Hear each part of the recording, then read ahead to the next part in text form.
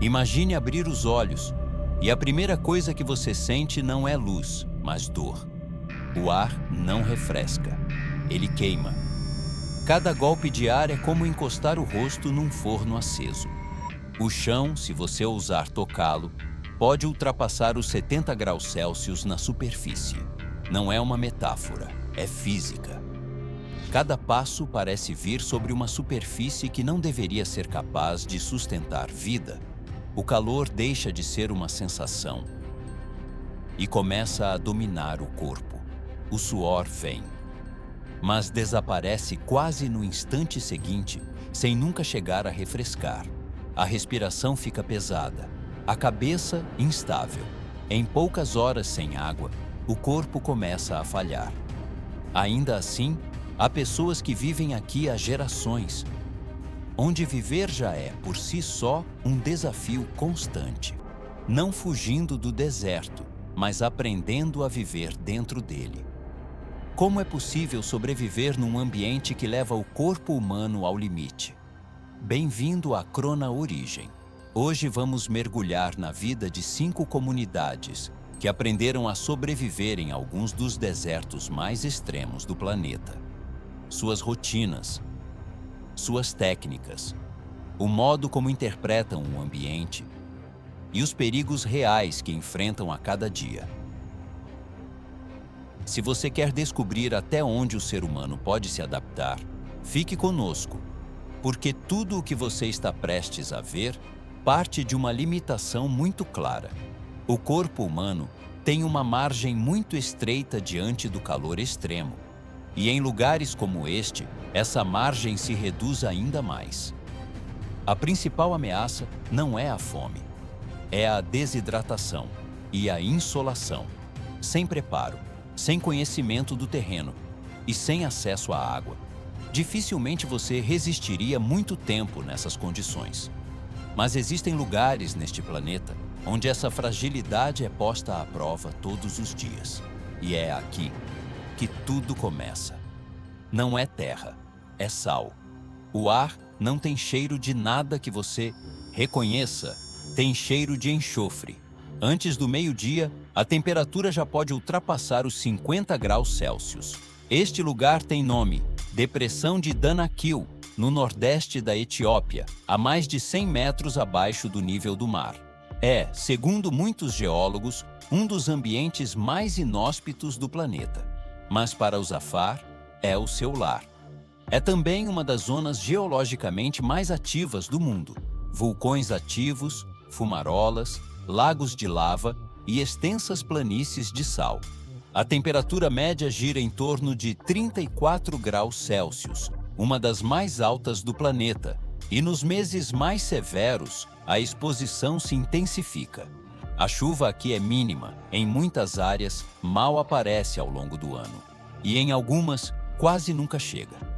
Por isso, cada jornada começa antes que o sol imponha suas regras. Amanhecer, luz alaranjada, silhuetas em movimento antes que o sol se erga. Os Afar levantam-se antes do amanhecer, não por costume, por sobrevivência. Entre as 5 e as 9 da manhã está a única faixa de tempo em que trabalhar aqui não coloca o corpo em risco. A atividade principal de muitos homens Afar é a extração de sal. Andam descalços ou com sandálias de couro sobre superfícies que retêm o calor do dia anterior. Usam ferramentas básicas, picaretas, barras de ferro, pás, sem maquinário, sem proteção solar industrial. Em poucas horas, cada trabalhador corta e carrega blocos de sal que podem pesar cerca de 4 quilos cada. Empilham-nos em camelos ou burros para transportá-los até mercados locais. A partir das 10 ou 11 da manhã, o trabalho para. Não é uma pausa escolhida, é uma necessidade fisiológica. Continuar sob o sol nessas horas equivale a acelerar perigosamente a exaustão pelo calor. As mulheres cuidam do acampamento, coletam água de fontes conhecidas, preparam alimentos, cuidam das crianças e do rebanho caprino. O rebanho, principalmente cabras e camelos, é a base econômica e alimentar da comunidade, num ambiente onde quase nada cresce. A alimentação não é uma escolha. A base alimentar é o sorgo, um cereal resistente à seca. Também consomem leite de camela e de cabra, que oferece hidratação além de nutrientes. A carne é consumida ocasionalmente, principalmente em celebrações ou quando um animal adoece.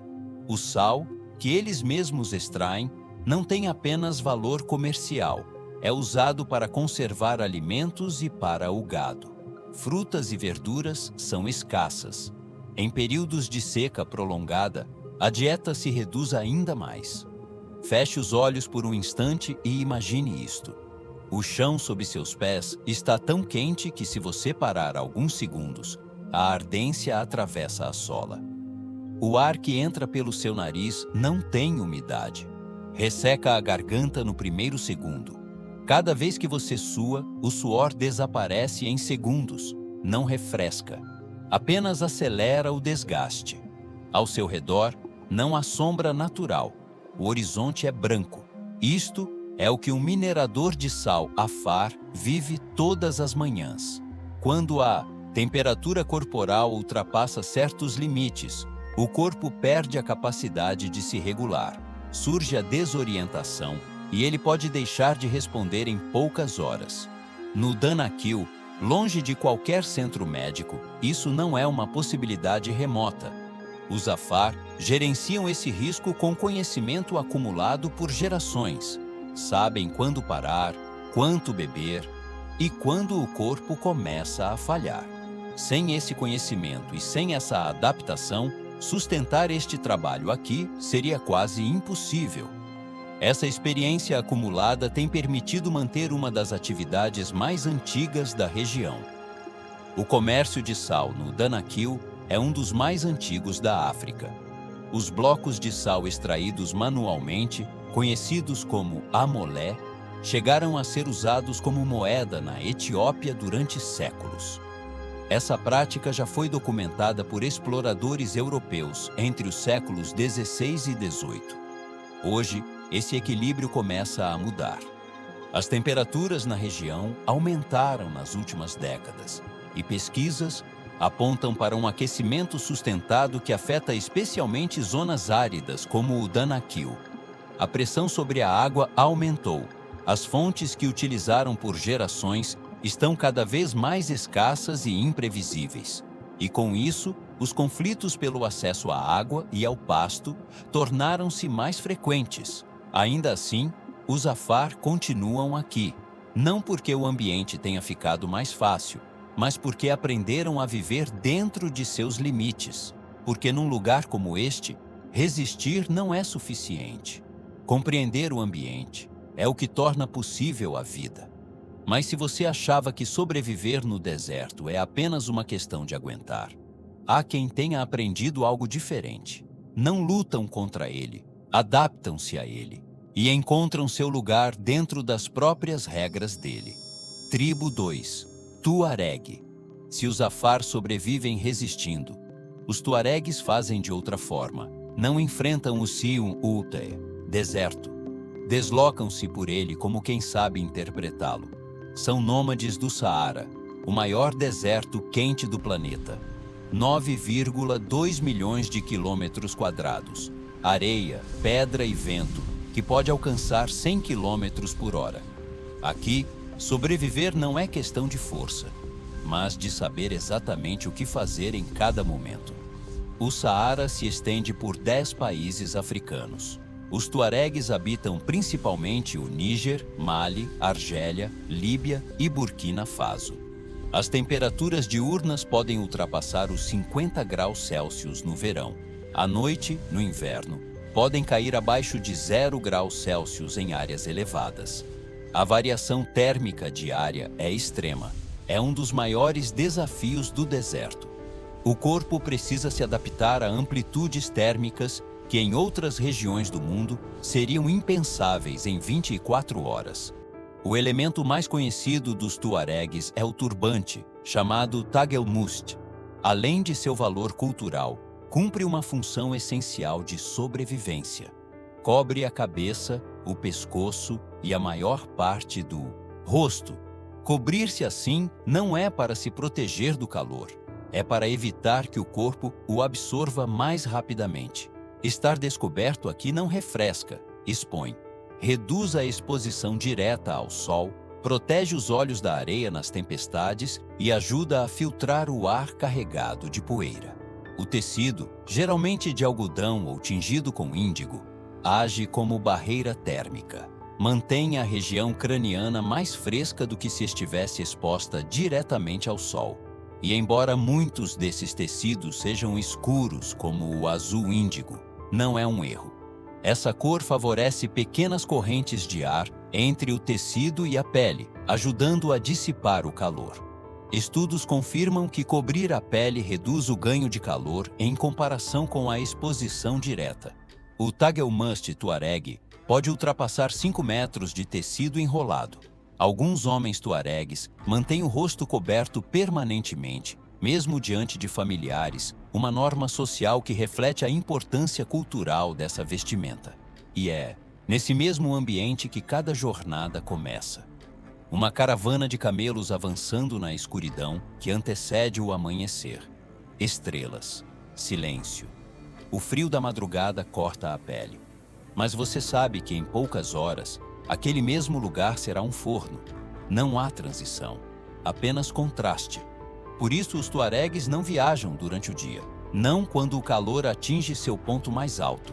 As caravanas se movem de madrugada e nas primeiras horas. Ao meio-dia, o acampamento está montado e o movimento cessa. O dia começa com o preparo do chá. Antes de se moverem, conversam. Decidem rotas que não estão em mapas, porque errar aqui nem sempre tem solução. O chá tuareg, servido 3 vezes com significado cultural, não é apenas um ritual. A hidratação precoce, antes do calor extremo, é uma prática de gestão fisiológica. Os animais, principalmente camelos e cabras, são tratados antes que o sol suba. O camelo é essencial.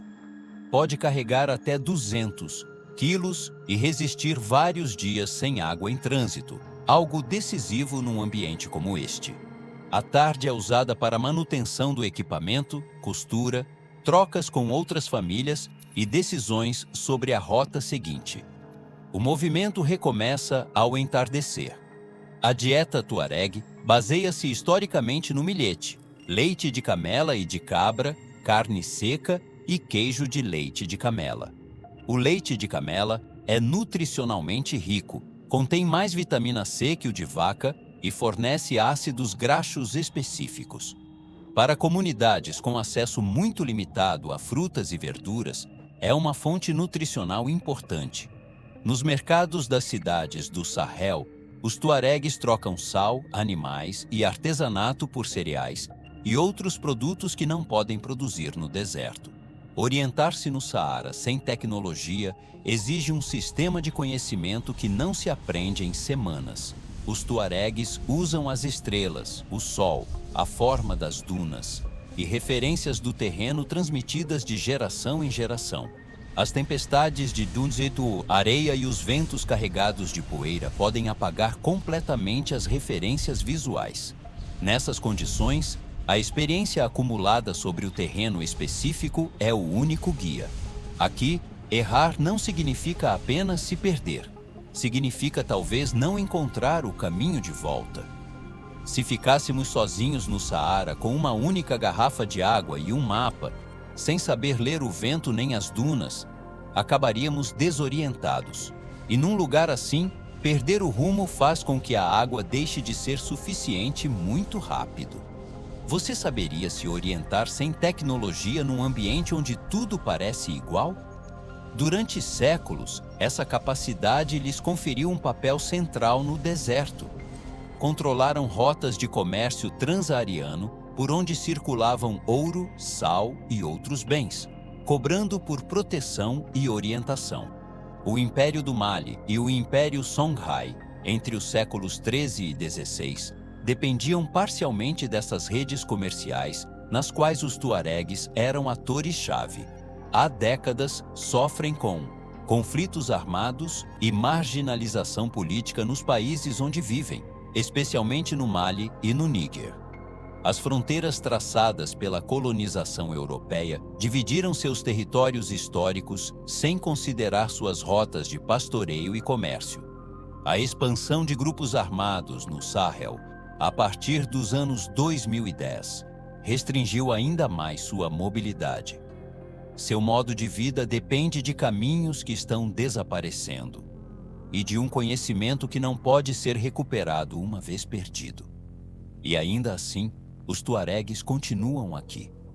Não porque o deserto tenha ficado mais fácil, mas porque aprenderam a entendê-lo e a se mover por ele como ninguém. Mas no deserto, orientar-se nem sempre é o mais importante. Às vezes, a diferença está em algo mais sutil, em saber quando avançar, quando parar e quando usar o pouco que se tem, antes que isso deixe de ser suficiente. Os beduínos são comunidades árabes de tradição nômade que habitam os desertos da Península Arábica, norte da África e levante mediterrâneo. Ocupam alguns dos desertos mais quentes do mundo: Arábia, Síria, Negev e Sinai. Nessas regiões, as temperaturas ultrapassam os 50 graus Celsius e a umidade é mínima, o que acelera a perda de água corporal. Sob calor extremo, o corpo pode perder até 1 litro de água por hora. Sem reposição, os sintomas de desidratação severa aparecem em poucas horas. Desenvolveram um sistema de conhecimento sobre a água, poços, uades e fontes naturais, que é transmitido desde a infância. A distribuição da água é rigorosa. Beber vem sempre em primeiro lugar. O gado recebe água conforme sua resistência. O camelo primeiro, porque dele depende a mobilidade. Um camelo pode perder até 25% do peso corporal em água sem sofrer danos fisiológicos significativos.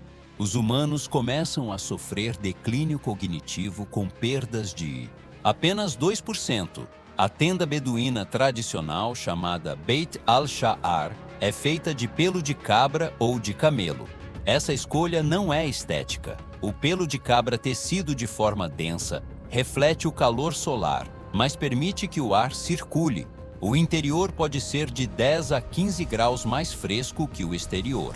As tendas são orientadas para aproveitar os ventos predominantes. São montadas e desmontadas em menos de 1 hora, uma capacidade essencial para um estilo de vida nômade. A vida beduína no verão é ditada pelo sol. As atividades se concentram no início da manhã e ao entardecer.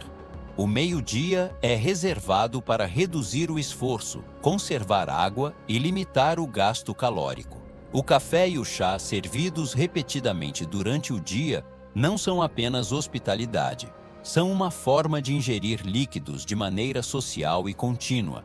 O preparo dos alimentos também se concentra nas horas mais frescas. A dieta inclui tâmaras, pão, leite de camela e, ocasionalmente, carne. As tâmaras são especialmente importantes. Têm alta densidade calórica, conservam-se por meses sem refrigeração e fornecem açúcares de rápida absorção. Em épocas de escassez, a dieta se reduz significativamente. Os beduínos conhecem o valor energético de cada alimento disponível e gerenciam as reservas com precisão. Por mais de 2000 anos, desempenharam um papel fundamental nas rotas de comércio de caravanas entre a Mesopotâmia, a Arábia e o Mediterrâneo. As caravanas da Rota do Incenso, que conectavam o sul da Arábia aos portos do Mediterrâneo, dependiam do conhecimento beduíno do terreno, dos poços e das passagens seguras. Essa rede foi documentada por historiadores clássicos como Estrabão e Plínio, o Velho. A sedentarização forçada ou incentivada das comunidades beduínas tem sido uma política ativa em vários países do Oriente Médio e Norte da África durante os séculos 20 e 21. Em Israel, Jordânia, Arábia Saudita e Egito, os beduínos enfrentaram restrições de movimento, deslocamentos de seus territórios históricos e perda de acesso a fontes de água tradicionais. O acesso à educação formal, saúde e serviços do Estado muitas vezes depende de aceitarem se estabelecer em povoações fixas. Está cada vez mais difícil viver como seus avós viveram. E ainda assim, seu modo de entender o deserto continua válido, porque o ensinamento que deixam é claro. Num ambiente onde nada sobra, sobrevive quem aprende a usar apenas o necessário. E se tudo isso está mudando sua forma de ver o mundo, e você chegou até aqui, é porque esse tipo de história também é para você. Faça parte do canal e continue explorando conosco, porque o que vem a seguir vai um passo além. Até agora você viu 3 formas de se adaptar ao deserto: o corpo, a mente e a água. Mas aqui tudo muda. Há quem não resista, nem evite, nem calcule.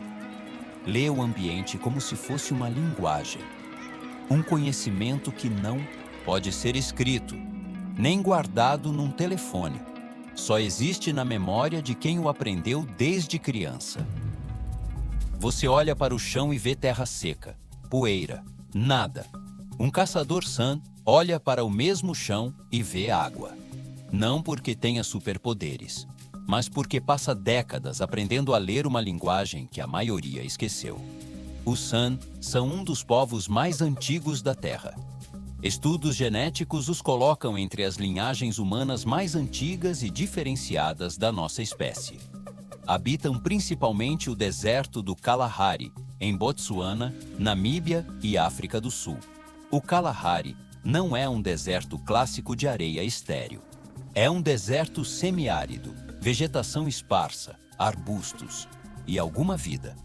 Mas a água superficial é quase inexistente durante grande parte do ano.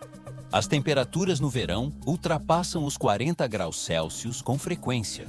No inverno, as noites podem ser frias, com geadas ocasionais em algumas áreas. As chuvas são irregulares e escassas, entre 150 e 500 milímetros anuais, dependendo da região. Uma das técnicas mais documentadas do San para obter água consiste em extraí-la do subsolo com uma cana fina. Identificam áreas onde a água subterrânea está a pouca profundidade graças a sinais vegetais, certos tipos de plantas, a coloração do solo, a presença de determinados insetos. Também coletam água de raízes de plantas específicas do Kalahari, como o pepino do deserto ou algumas raízes tuberosas, que armazenam umidade durante a estação seca. São capazes de encontrar água no subsolo onde não há sinais visíveis, graças a um conhecimento transmitido por gerações. O rastreamento San é considerado um dos sistemas de leitura do ambiente mais sofisticados que existem. Um rastreador pode saber, apenas pelas pegadas, qual animal passou, quando, em que direção e em que estado. Essa capacidade não é intuição. É um aprendizado preciso, transmitido de geração em geração ao longo de milhares de anos. Os San são caçadores-coletores. Sua rotina diária envolve movimento constante num raio que pode ultrapassar os 20 quilômetros. Pela manhã, os homens saem para caçar ou explorar o território em busca de sinais de caça ou fontes de água. As mulheres coletam frutas silvestres, raízes, sementes e tubérculos. A coleta fornece entre 60% e 80% da dieta em muitos grupos San, segundo estudos antropológicos das décadas de 1960 e 1970. O acampamento não é permanente. Move-se conforme os recursos disponíveis. Não há lar fixo. O lar é o conhecimento do território. A dieta San é diversa e sazonal. Raízes e tubérculos como o mongongo, frutas do deserto, insetos, incluindo larvas de alto valor proteico, pequenas presas, lebres, lagartos, roedores e, ocasionalmente, animais de grande porte. A noz mongongo, específica da região, é rica em proteínas e gorduras e foi documentada como um alimento de altíssimo valor nutricional por antropólogos que estudaram o Sun na segunda metade do século XX. O solo está rachado. Não chove há semanas. Para você, isso é apenas poeira. Para um Sun, é informação. A planta à sua direita tem as folhas ligeiramente menos murchas que as ao redor. A terra sob ela tem um tom diferente. Há uma raiz ali, e aquela raiz tem água. Sem essa leitura do ambiente, você morreria de sede num lugar onde a água está literalmente a seus pés. Você saberia detectar vida onde visualmente não há sinal algum? Os Sun são um dos povos mais estudados pela antropologia moderna. Seu modo de vida mudou a forma como entendemos as sociedades caçadoras-coletoras. As descobertas sobre eles questionaram a imagem dessas sociedades como grupos à beira da inanição constante. Os Sun do Kalahari trabalhavam significativamente menos horas que os agricultores ocidentais e mantinham uma dieta nutricionalmente adequada. Os Sun perderam acesso a grande parte de seu território histórico durante o século XX. Em Botsuana, o governo realocou comunidades Sun para fora da reserva de caça do Kalahari Central nas décadas de 1990 e 2000, um processo que foi contestado judicialmente e tem sido objeto de relatórios de organizações de direitos humanos como a Survival International. Sem acesso ao território onde esse conhecimento se formou, ele já não pode ser transmitido, nem posto em prática. Os Sun não sobrevivem procurando água, sobrevivem sabendo onde ela está, mesmo quando não se vê. Porque num ambiente onde tudo parece vazio, a diferença não está no que há, mas no que você sabe ver. E bem antes de encerrar esta viagem, resta uma última forma de sobreviver. Não depende do ambiente, nem da água, nem mesmo de ficar, porque há quem tenha levado a adaptação ao limite e feito do movimento sua única forma de vida. Quando você pensa em sobreviver no calor extremo, pensa em água, em sombra, em resistir. Os Rabari pensam em algo diferente, em não parar. São pastores nômades do deserto de Thar, no noroeste da Índia e Paquistão. O Thar é o deserto mais populoso do mundo e um dos mais quentes da Ásia. Temperaturas de 50 graus Celsius, tempestades de areia e longos meses sem chuva. E os Rabari o atravessam a cada ano, a pé, com seu gado. O deserto de Thar abrange aproximadamente 200 mil quilômetros quadrados entre Índia e Paquistão. Tem uma densidade populacional incomumente alta para um deserto, com comunidades sedentárias e nômades coexistindo. As chuvas anuais variam entre 100 e 500 milímetros, concentradas na monção entre julho e setembro. No resto do ano, a escassez de água e os pastos secos obrigam o gado e aqueles que dele dependem a continuar a rota. A sobrevivência Rabari não depende de um recurso, depende do movimento. A cada ano, os Rabari percorrem centenas de quilômetros seguindo rotas onde sabem quando encontrar pasto e água. Se param tempo demais num mesmo lugar, o pasto se esgota, a água do poço local diminui e o gado começa a enfraquecer. Continuar avançando é o que torna possível todo o resto, e é isso que define cada jornada. Os Rabari percorrem até 20 quilômetros diários a pé durante as migrações, acompanhando rebanhos que podem ultrapassar 200 animais, sob temperaturas que no verão chegam a 48 a 50 graus Celsius. Coluna de animais e pessoas avançando na primeira luz do dia. Poeira levantando-se, silhuetas. O dia começa antes do amanhecer. Os animais se levantam, são organizados, e a coluna começa a se mover. As horas centrais do dia são passadas em pausa, buscam sombra escassa, uma árvore, um muro de adobe, um rochedo, e os animais descansam. A tarde traz novamente o movimento, até que a luz falhe. As mulheres Rabari cuidam da gestão doméstica do acampamento itinerante. Montam e desmontam o espaço de vida diário, gerenciam os alimentos e cuidam das crianças. São também reconhecidas por um artesanato têxtil, bordados e espelhos costurados no tecido, que tem valor comercial e que praticam mesmo durante o deslocamento. A dieta Habari é simples e adaptada à mobilidade. O chapati, pão achatado de trigo, é a base alimentar. Complementa-se com leite e derivados do próprio rebanho, iogurte, ghee, leguminosas e ocasionalmente carne. O acesso a mercados durante a migração permite a troca de produtos lácteos por cereais e especiarias. O leite de camela e de ovelha tem valor nutritivo e hidratante nas etapas mais duras do trajeto. Pense no que há de mais reconfortante no seu dia: chegar em casa.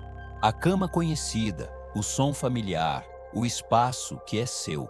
Agora imagine que isso não existe, que o lugar onde você dorme esta noite não é o mesmo da noite anterior, nem o de amanhã. Que se você ficar, o ambiente deixa de sustentá-lo. Para os Habari, ficar parado não é descanso, é o início do problema. Você conseguiria viver sem um lugar fixo, sem a certeza de onde dormirá amanhã? Os Habari são mencionados em registros históricos do noroeste da Índia desde pelo menos o século XII. Sua origem mitológica os liga ao deus Shiva e à tradição pastoril de camelídeos na região. Foram documentados por etnógrafos e historiadores como uma das comunidades pastorais nômades mais persistentes do subcontinente indiano, mantendo seu modo de vida apesar da urbanização do século XX. As rotas tradicionais Habari estão sendo interrompidas pela expansão agrícola, infraestrutura e cercamentos. As leis florestais e de uso da terra na Índia têm restringido o acesso dos pastores nômades a áreas onde, historicamente, seu gado pastava durante a migração. As mudanças climáticas alteram o padrão das monções, o que afeta diretamente a disponibilidade de pasto e água nas rotas conhecidas. Seu modo de vida está desaparecendo lentamente, não por escolha, e ainda assim, os Habari continuam caminhando. Não porque o deserto tenha ficado mais fácil, mas porque aprenderam que parar tem um custo, porque o ensinamento que deixam não se parece com nenhum dos anteriores. Num ambiente onde nada permanece, sobrevive quem é capaz de seguir avançando, não o mais forte, não o que mais resiste, mas aquele que entende quando se mover e continua andando. 5 comunidades, 5 desertos, 5 formas completamente distintas de se manterem vivos. Os Afar resistem onde o corpo não deveria suportar, enquanto os Tuaregs se antecipam ao calor antes que ele chegue. Os beduínos medem cada gota como se fosse a última, e os San leem o chão como outros leem um livro. E depois há os Habari, que não param, porque no mundo deles, parar quebra o equilíbrio. Nenhuma dessas formas é melhor que a outra. Cada uma existe porque funciona exatamente no lugar onde nasceu. Mas todas compartilham algo essencial. Dependem de um sistema que, por gerações, respondeu de forma previsível. A água chega quando se espera, o terreno sustenta, as rotas permanecem abertas. E esse equilíbrio começa a se romper. Não há uma única maneira de sobreviver no deserto, e nenhuma delas está garantida para o futuro. O ser humano existe há mais de 300.000 anos, adaptando-se ao impossível, observando, aprendendo e transmitindo. Mas hoje, a mudança ocorre mais rápido do que esse aprendizado. O que você viu aqui levou gerações para ser construído, e pode deixar de existir muito antes do que imaginamos. Talvez o limite nunca tenha sido o ambiente. Talvez o verdadeiro limite seja a nossa capacidade de nos adaptarmos a tempo. Porque quando esse conhecimento desaparece, não se perde apenas para quem o vive, perde-se para todos. Isto é o que significa sobreviver no extremo. Não é força, não é sorte, É compreensão, precisão, equilíbrio. E agora, depois de tudo o que você viu, a pergunta não é qual dessas vidas é mais difícil, é outra, muito mais profunda.